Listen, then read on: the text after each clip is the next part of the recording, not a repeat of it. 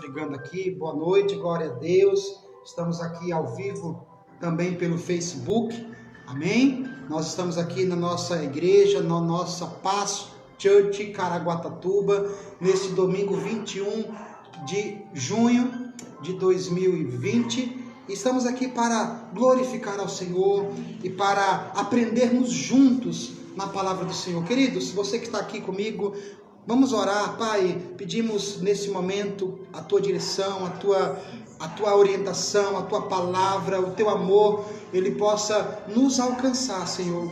Vem falar conosco profundamente, vem nos ensinar, vem nos capacitar e nos fazer entender, ó Deus, qual a boa, perfeita e agradável vontade do Senhor para as nossas vidas. Nos ensina, Pai, em nome de Jesus, que assim seja. Queridos, eu quero compartilhar com vocês hoje a palavra do Senhor aqui no livro de Jeremias, capítulo de número 18.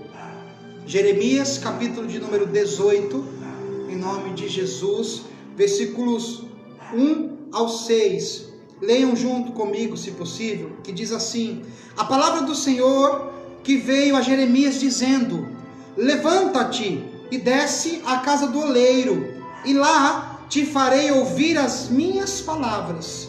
E desci à casa do oleiro, e eis que estava ele fazendo a sua obra sobre as rodas.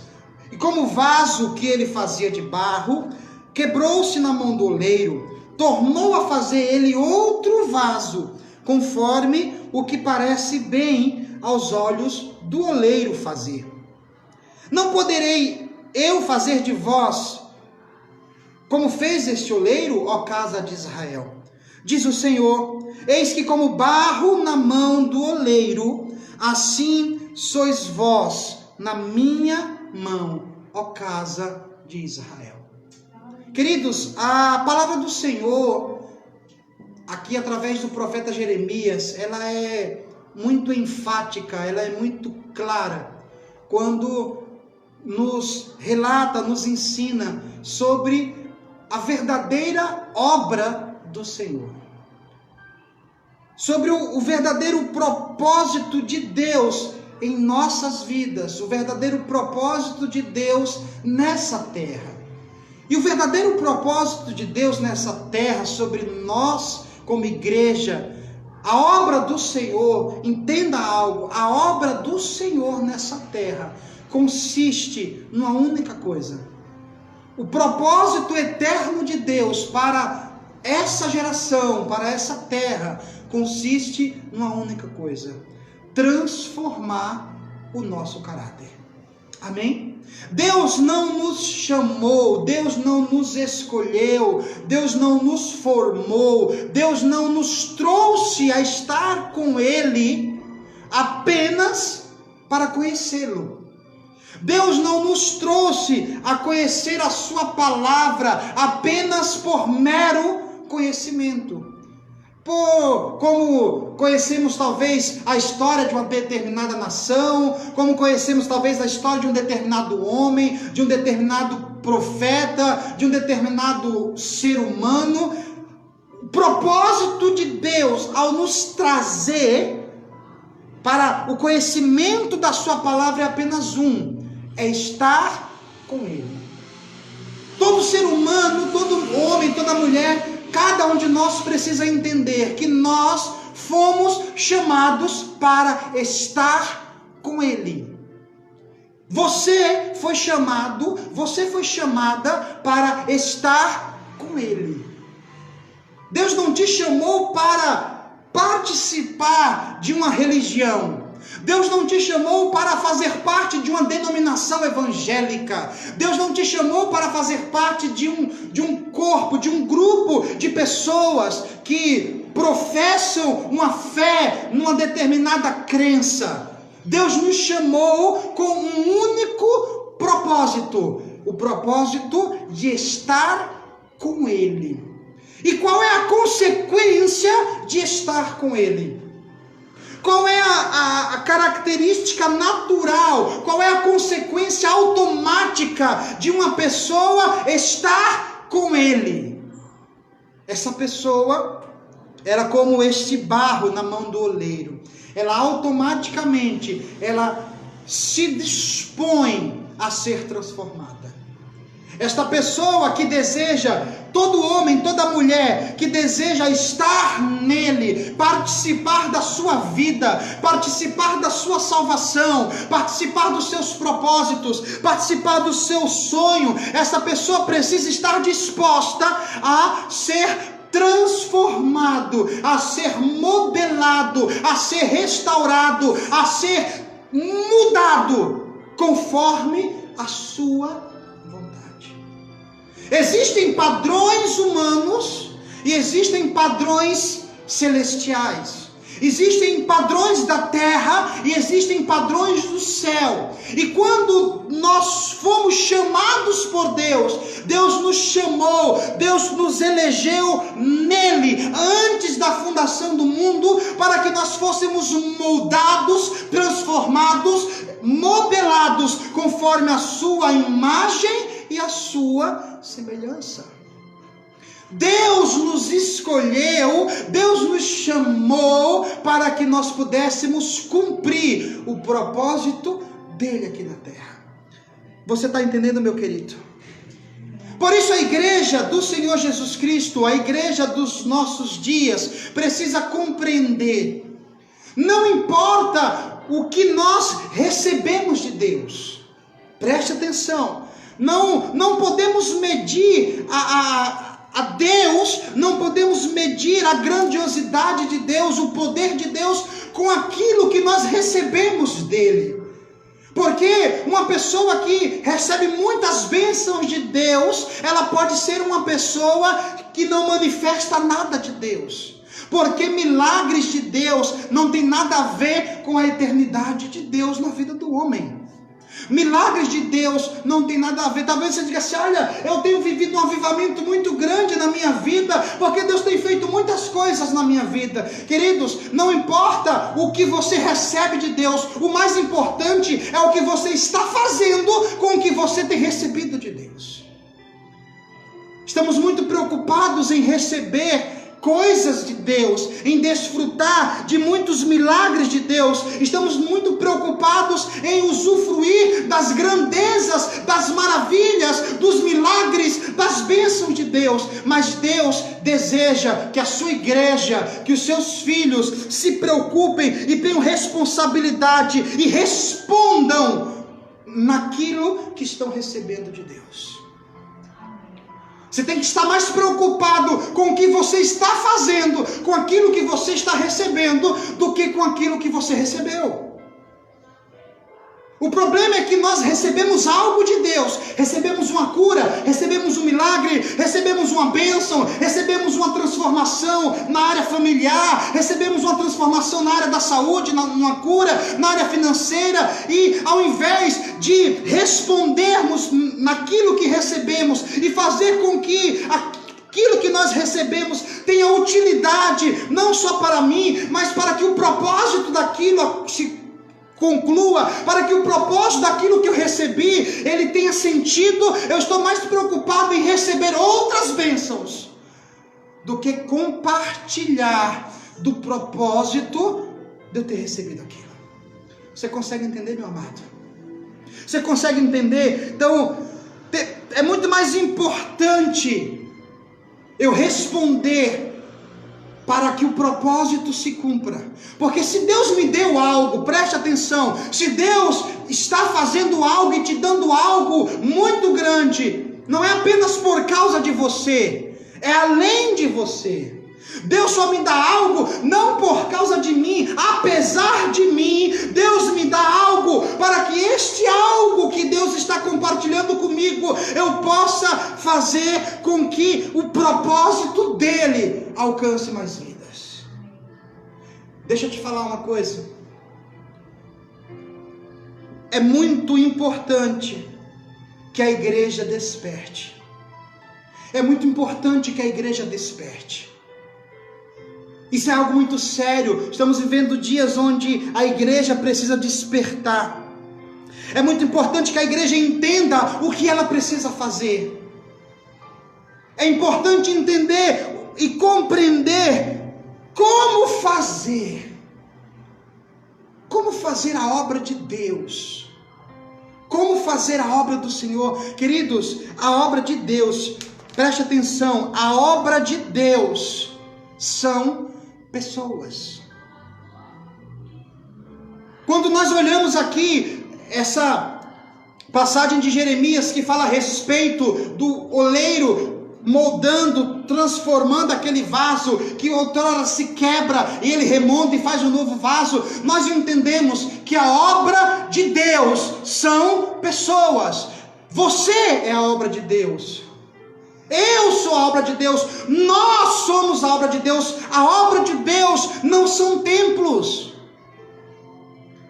Eu vejo muitos, não os critico, mas talvez é uma falta de entendimento e uma falta de conhecimento. Porque eu estou fazendo a obra de Deus. Mas que obra de Deus essa pessoa está fazendo?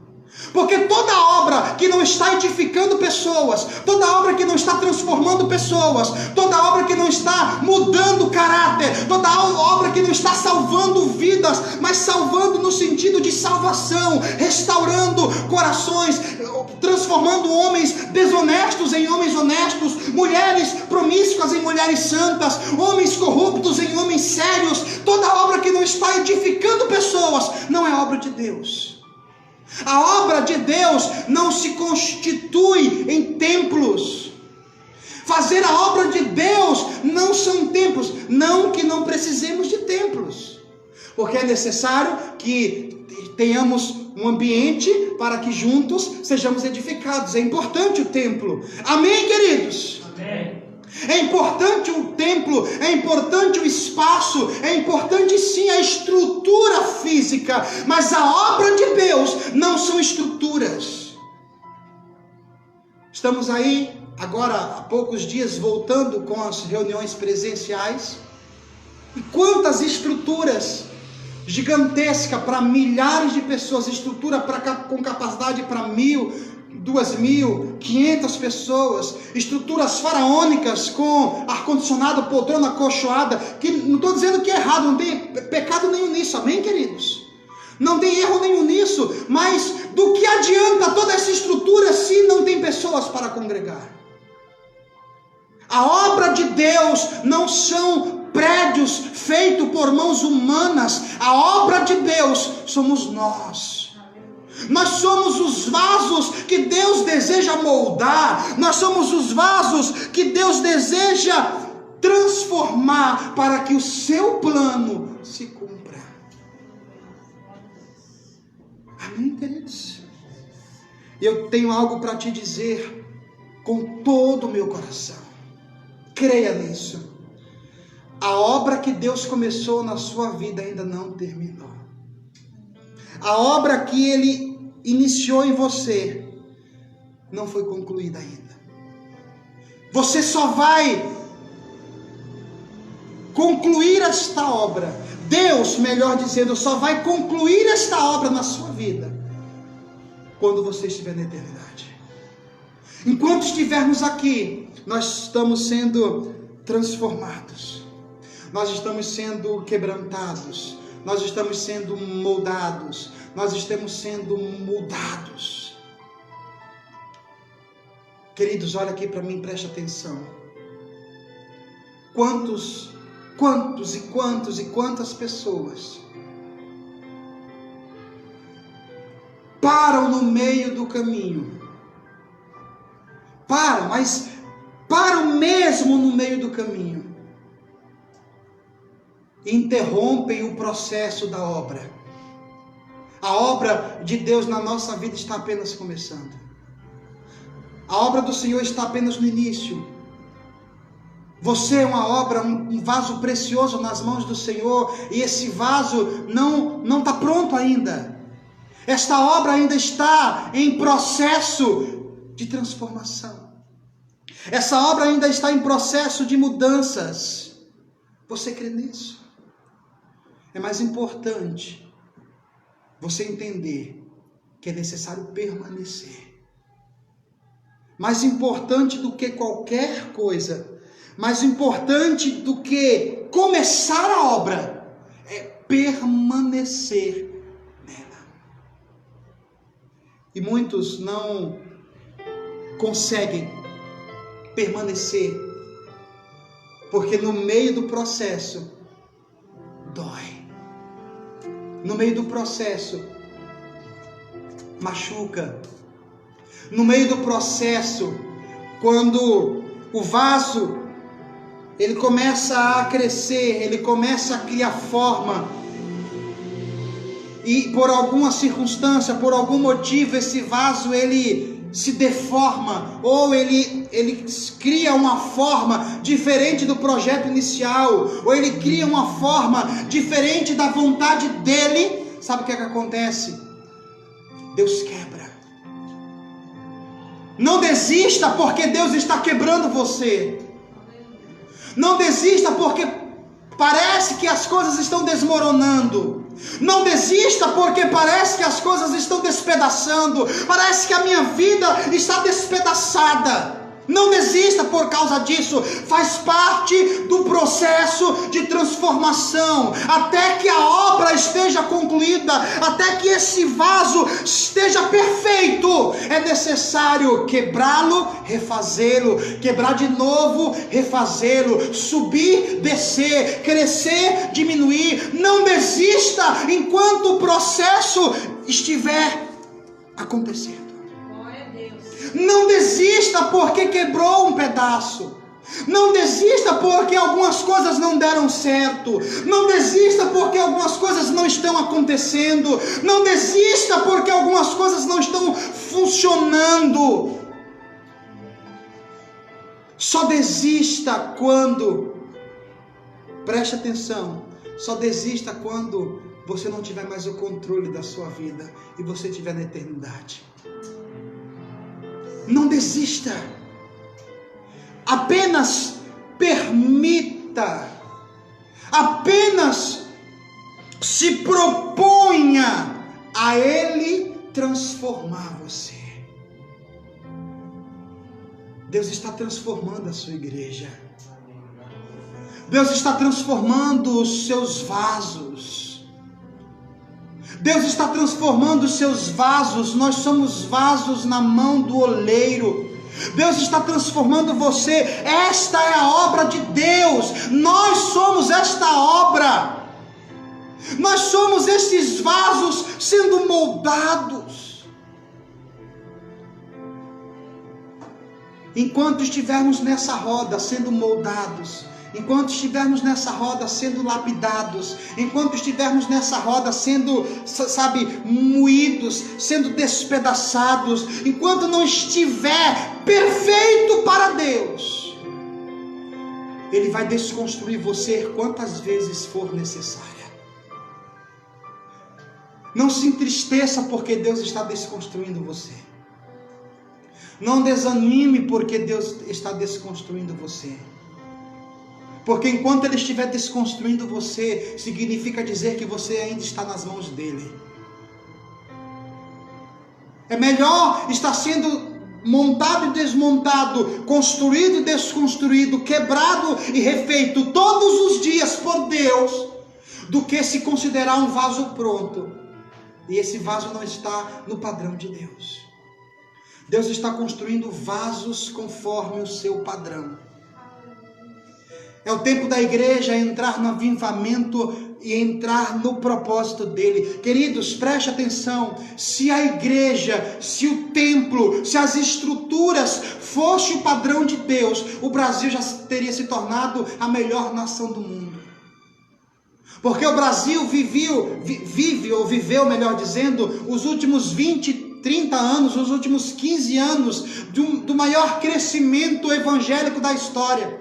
O Brasil hoje, a cada esquina, a cada lugar que você pisa os pés, tem uma igreja evangélica, tem um lugar, tem um templo, tem uma denominação.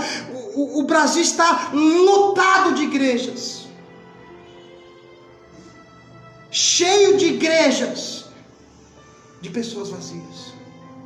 Porque se a quantidade de igrejas que tivesse no Brasil fosse igrejas, não estou falando de denominações, estou falando de pessoas, se a quantidade de evangélicos que existisse no Brasil fosse um número de evangélicos e uma igreja totalmente dentro da vontade de Deus, o Brasil já teria vencido a corrupção. O Brasil já teria deixado de ser um país promíscuo, um país corrupto, um país cheio de engano, um país cheio de mentira. Para quê? Qual a diferença? Preste atenção, queridos. Não adianta ser cristão, não adianta ser crente, não adianta ser evangélico, não adianta ser nada se o caráter não for moldado conforme a vontade de Deus. Eu posso ser o maior evangélico do país, se o meu caráter não for moldado conforme a vontade dele. Se Deus não estiver fazendo a obra na minha vida, para nada serve. Não confunda Deus fazer a obra na sua vida com as coisas que você está recebendo. Não confunda Deus fazer a obra na sua vida com as bênçãos que você está conquistando. Porque a obra de Deus na sua vida não são as coisas que você conquista. A obra de Deus na sua vida é a quantidade de coisas dentro de você que você mudou. A obra de Deus na sua vida, na nossa vida, é a quantidade de atitudes que faziam parte do meu caráter, atitudes que não dizem respeito à palavra, atitudes e comportamentos que não dizem respeito ao propósito dele, que fazem parte do meu caráter. Esta é a obra de Deus na minha vida. Se milagres, preste atenção, se milagres e bênçãos fizesse alguma diferença na obra de Deus, o Brasil seria o país número 1 do mundo. Você vai lá em São Paulo, e não estou aqui para criticar nenhuma denominação, mas você vai lá em São Paulo, na capital, e o que mais tem são igrejas com 10 mil pessoas, onde você pisa e é curado do caroço, curado da dor disso, dor daquilo outro. É bênção, é bênção. Mas do que adianta pisar o pé no altar, num púlpito de uma igreja, sair de lá curado de uma enfermidade e continuar desonesto, mentiroso, enganador, fajuto? Do que adianta? Do que adiantou tantos milagres de 15, 20 anos para cá, nessas mega igrejas, se a nação continua corrupta?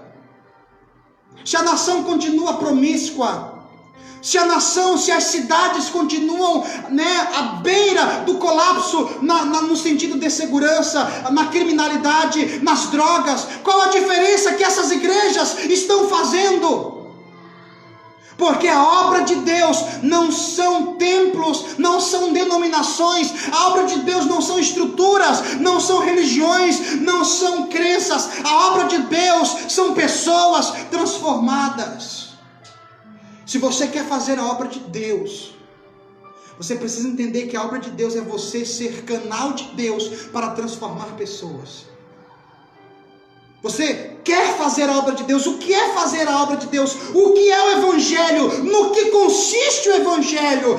O Evangelho consiste em cuidar do órfão e da viúva. É transformar pessoas. O Evangelho, desculpa a expressão, mas o evangelho barato que é vendido hoje, o evangelhozinho da promessa, está aqui a água ungida e você recebe a bênção. Esse evangelho não transforma. Esse evangelho não transforma. Se transformasse, já teria transformado, porque o Brasil é um país com milhares, milhões de evangélicos. O Brasil é um país com denominações evangélicas lotadas, com igrejas que não cabem dentro dos seus templos, tem que colocar povo com telão para fora, em busca de profecias, em busca de milagres, em busca de bênçãos. Ah, pastor, mas onde Deus está, acontece milagre. Então me explique os milagres maravilhosos que aconteceram durante tantos anos no tempo do João de Deus. Você sabe de quem eu estou falando? Já que você crê que Deus está onde tem tantos milagres, me explique. Se nós como crentes evangélicos consideramos que nós somos a religião certa e todas as outras religiões são do diabo, me explique. Me explique então por que tantas curas, tantos milagres na Basílica de Aparecida, se nós evangélicos consideramos que os católicos são do diabo. Me explique. O que fazem pessoas atravessar a Via Dutra com a cruz nas costas, pagando uma promessa por milagres que receberam? Me explique. Porque o evangelho de curas e milagres não é a obra de Deus. A obra de Deus consiste em tirar um homem das drogas, um homem que outrora era um adúltero, se tornar um homem fiel à sua esposa, um homem que era perturbado, mentiroso, se tornar um homem verdadeiro e honesto, um homem que enganava, roubava, mentia, se tornar um homem sincero. Esta é a obra de Deus. É esta a obra que Deus quer fazer na minha e na sua vida. Esta é a obra que Deus quer fazer em nosso caráter. Esta é a obra de Deus.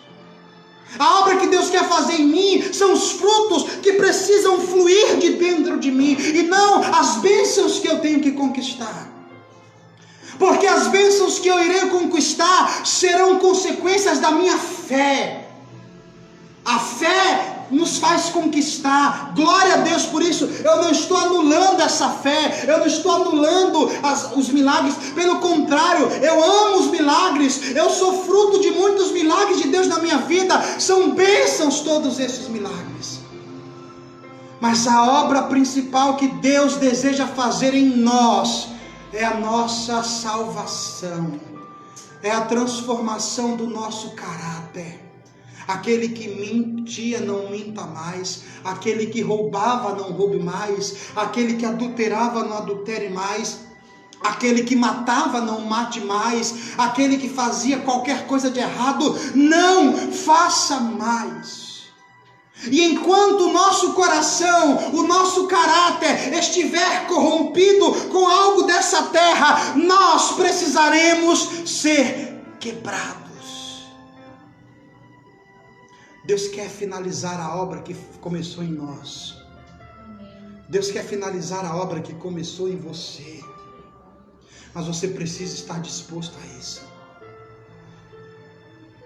Amém, queridos? Amém. Não desista. Não desista. Não desista. Permita que o oleiro continue moldando você. Permita que Deus continue moldando o teu caráter, até que tudo esteja perfeito.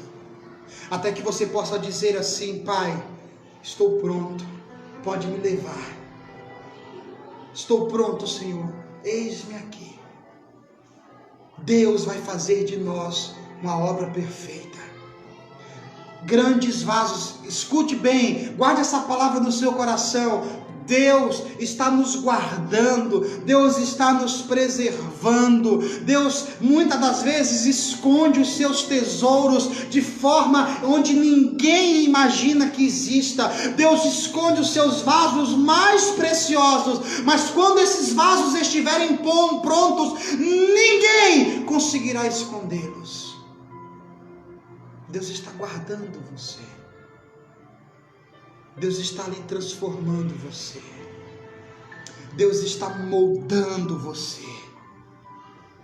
Eu sei que dói.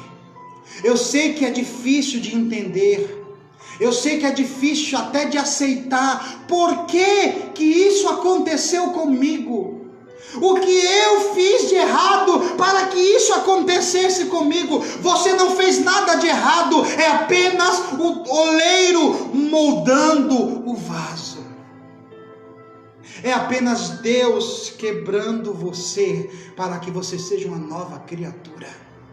A dor faz parte do processo de transformação. A dor faz parte do processo de cura, a dor faz parte do processo de mudança, e é necessário que assim seja, para que sejamos vasos perfeitos, para que sejamos vasos prontos. Por isso não tenha medo, e não se preocupe, até que nós estejamos dentro do modelo divino, até que os projetos de Deus na nossa vida sejam minuciosamente preparados e estejamos envolvidos totalmente, exatamente nas suas medidas exatas. Deus não vai entregar esse vaso. Amém, queridos? Deus é perfeccionista. Deus é perfeito. E Ele está fazendo com que este vaso, eu e você, seja exatamente a medida perfeita para que cumpra o propósito na história. Você tem um propósito na história. E esse propósito pertence a Deus e não a você. Por isso eu quero encorajar você nessa noite.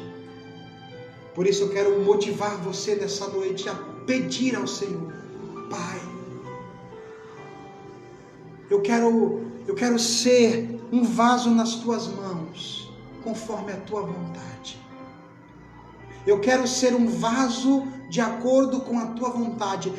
Quando você decide sair da roda do oleiro, você decide então que você conduz a sua vida.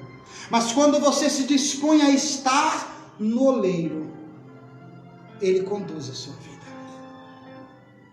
E Ele molda você. Ele quer concluir a boa obra que Ele começou na sua vida.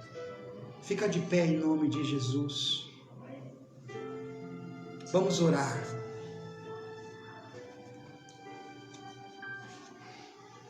Vamos